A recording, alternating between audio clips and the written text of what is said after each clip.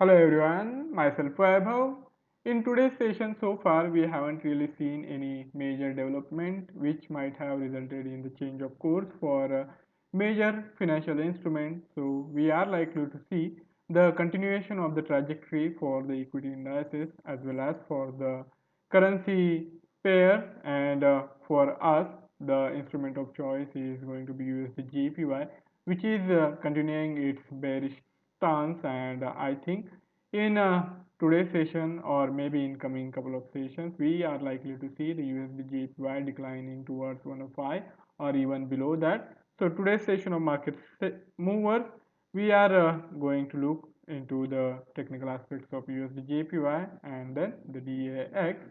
If you consider the trading context for the day, there were not many major political developments, and even on the data front, apart from these two major releases, we haven't got much market moving economic release. This and so far, if you consider the Australia's consumer confidence index,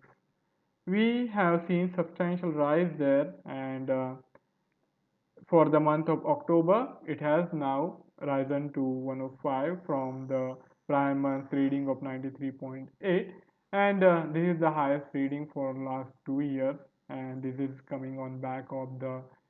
successful controlling of the coronavirus pandemic in the Australia.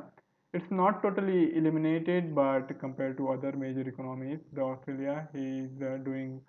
well, and more and more people are confident about their economic prospects. The job security is also on rise, and people are willing to spend. And also on the personal health front, they are not that worried, and all these has contributed to the rise in consumer confidence index in the month of October.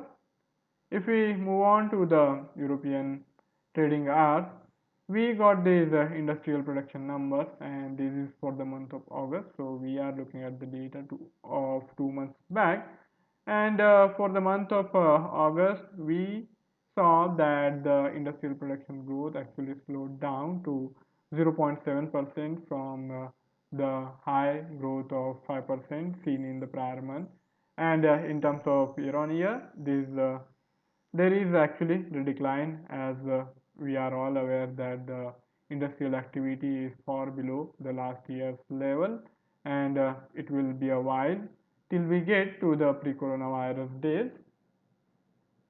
Now let's shift our attention to the technical aspects of USDJPY, and then we will consider the DAX. Let's start with the USDJPY's technical outlook first. This is the daily time frame chart, and here there is a continued downward trajectory for the USD is opening up new vistas for us. In yesterday's session also I had talked about the possibility of going in for a short sell trade anywhere in the vicinity of 105.5, and I think that forecast has been holding well, and even now I think it's time to repeat the call to look for the fresh opportunities to go short, and unless and until we see any major break on the upper side, we can continue to hold on to our use of bearishness being persistent theme for the USD We had this short period of USD moving on the higher side, but it wasn't really able to sustain, and then we got this decline, and also now the crossover for 10 and 20 EMA is again in the bearish phase as 10 EMA is running below the 20 EMA, and on the lower side, if we do get the break, I think in next couple of weeks we might even see the USD declining towards 104. But that's not part of today's discussion. We are mainly focused on the short term to medium term perspective, and for us, the intraday trading opportunities of more prominence. So coming to the 4 hourly chart, here we have this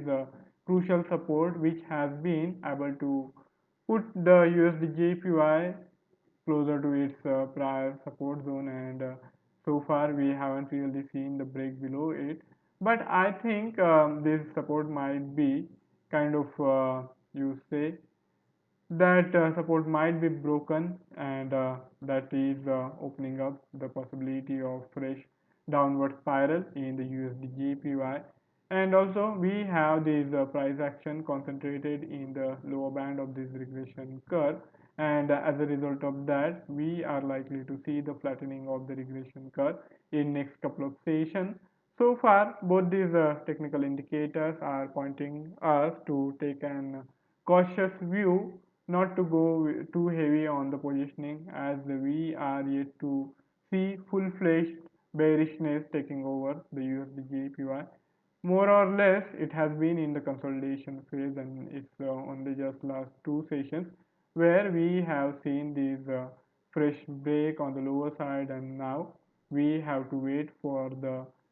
bearishness to take over and pull, or you can say even push the USDJPY below this near-term support. And for that, we have to watch out for the price levels on the lower time frame. We have the break below this prior swing low, and this prior swing low has been acting as the near-term resistance for the USDJPY for last couple of sessions. And even in today's session, the USDJPY is struggling close to 105.5. So I feel even now, closer to the current price levels of 105.4 to 105.5, we can indeed look for the short selling opportunity while keeping the stop loss just little over this 200 SMA, which is there around 105.64. If you are going in for any fresh trade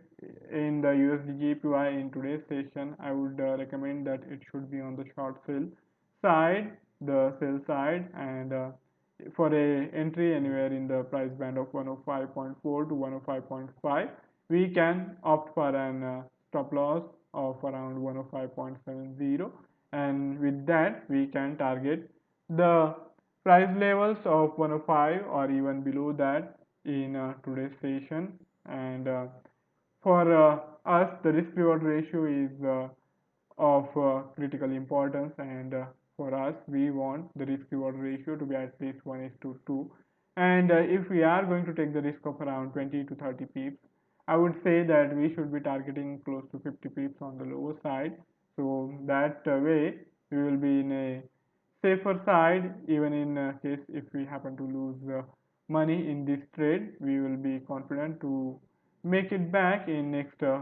trade or two. So that way the safety net is also there, and we know the risk, and with that we can optimize our position sizing to make sure that we are not really taking undue risk, and we are targeting good amount of profit in case we happen to be right. Now let's shift our attention to the equity segment, and here we will see the DAX technical outlook. The equities have been on a phenomenal run, and the DAX has been also surging. It made a low below 12,500, but then it bounced back strongly, and we saw the DAX even getting above 13,000. But yesterday's session, the DAX paired off some of those gains, and even in today's session, it is consolidating closer to this confluence of 10 and 20 EMA. But the trajectory is of course on the bullish side, and given the fact that the US equity indices have also been doing well for last couple of sessions, and the possibility is emerging that we might not really get the contested elections results for the United States, as Mr. Biden's lead is widening and he is having the healthy lead, and because of that the any challenge to the election result is going to be difficult, and that has also been providing kind of sense of security for the equities, and we have seen continued rally in the US equity indices, and that positive sentiments are also likely to have the rub-on effect on the European equities. And here we are considering the DAX, which is the leading index for the Germany. Now coming to the entry point, if we are going to look for the fresh trading opportunity, of course we have to keep in mind that the DAX has been consolidating closer to this 13,000 zone for almost a day now, and if you consider these two technical parameters, the regression curve as well as the pivot point series. Both are pointing to the continued move in the upward direction, and I think taken together we can indeed continue to watch out for the price action and see if there are any emerging opportunities to go long in the DAX with the possible target coming even above the prior swing high, which is there around 13,200, and we can indeed target the first resistance of this month's pivot point series, which is just about 13,300. So if we are going to go for the long trade in the DAX, I would say that this immediate consolidation zone is of critical importance, and we will have to buy closer to the current prices around 13,000 while keeping the stop loss just little below this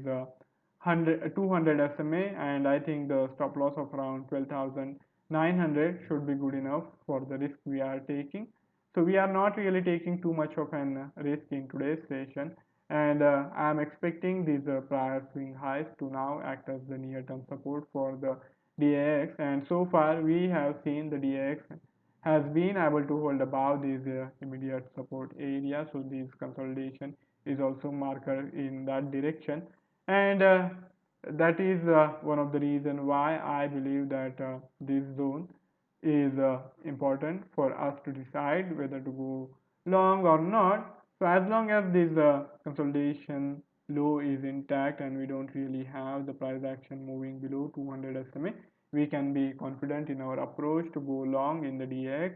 while targeting the prior swing high, which is there around 13,200, or even the levels beyond that. And as you can see, the risk reward ratio is going to be pretty healthy as we are targeting almost around 300 points for the risk of around 100 points. So this is one of the trade where you are going to get the risk reward ratio which is going to be even better than the 1 is to 2 which we traditionally look for. So that's it from my side for today's session. If any of you have any query or any idea to share, you can write it in the comment section and I would be more than happy to take the discussion forward. Before I sign off, I would also like to remind of the risk associated with trading in the financial instrument, and one should be careful while using the information provided. Have a fabulous day ahead. Goodbye.